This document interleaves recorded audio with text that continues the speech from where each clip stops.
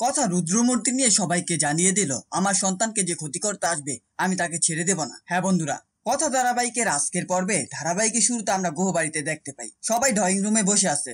প্রত্যয় সবাইকে ডেকে বলে সবাই মিলে আসো একটা সেলফি তুলি। তখন কথা হোঁচট খেয়ে পড়ে যেতে গেলে এবি তাকে ধরে ফেলে এবং বলে একটু দেখে চলাফেরা করতে পারিস না, এখনই তো পড়ে যাচ্ছিলি। ছবি তোলার পর কথা তার মেজমা এবং চিত্রাকে ডেকে বলে সত্যিটা আমি সবার সামনে বলিনি, মানে এই নয় যে আমি কিছু বুঝতে পারিনি। যে আমার আগত সন্তানের ক্ষতি করতে চাইবে তাকে আমি ছেড়ে দেব না, একেবারে শেষ করে দেব। কিন্তু তার মানে এই নয় যে তুমি আমার সন্তানের ক্ষতি করবে, এটা আমি কিছুতেই মেনে নেব না। চিত্রা মনে মনে বলে আমি আবারও কথার সামনে ধরা পড়ে গেলাম। পরবর্তী দৃশ্যে দেখা যায় কথা রুমের মধ্যে হেঁটে বেড়াচ্ছে এবং বলে মানন্দী তুমি সবকিছু দেখে রেখো, সবাই আমাদের আগত সন্তানের জন্য কতটা আনন্দিত, আমাদের সন্তান যেন ভালোভাবে ভূমিষ্ঠ হয়, তুমি সবকিছু ঠিক করে দিও। কিছুক্ষণ পরে এবি এসে বলে পুরো বাড়িটা বেবি কেয়ারিং করতে হবে।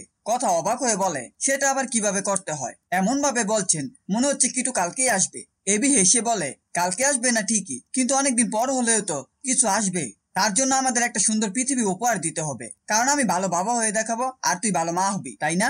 তারপরে এবি বলে তাড়াতাড়ি স্নান করে আসি, গিট্টুকে অনেক গল্প শোনাতে হবে। কথা অবাক হয়ে জিজ্ঞেস করে আপনি আবার ওকে কিসের গল্প শোনাবেন? এবি বলে গিট্টুকে জানতে হবে ওর মা বাবার ভালোবাসাটা কিভাবে হয়েছিল, এমনকি এটাও জানতে হবে কলেজে ওর মা আমাদেরকে কিভাবে তাকাতো। কথা মজা করে বলে ওর বাবার কথা হয়তো ওকে জানাতে হবে, তাই না পাচক মশাই?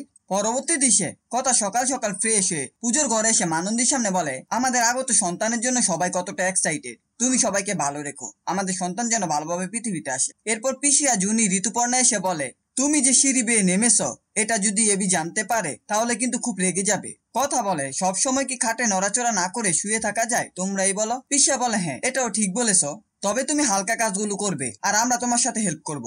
এরপর কিছু মাস পর দেখানো হয় পিসিয়া একটি পুতুল নিয়ে কথাকে শিখাচ্ছে কিভাবে একটি ছোট বেবিকে কোলে নিতে হয়।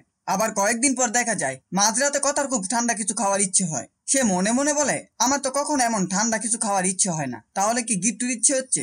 এদিকে এবি জেগে গিয়ে জিজ্ঞেস করে তুই এত রাতে কোথায় যাচ্ছিস? কথা বলে আমার অনেক ঠান্ডা কিছু খেতে ইচ্ছে করছে, তাই আমি রান্না করে যাচ্ছিলাম। অন্যদিকে এবি তার ভাই বোন সবাইকে ফোন করে ডেকে আনে।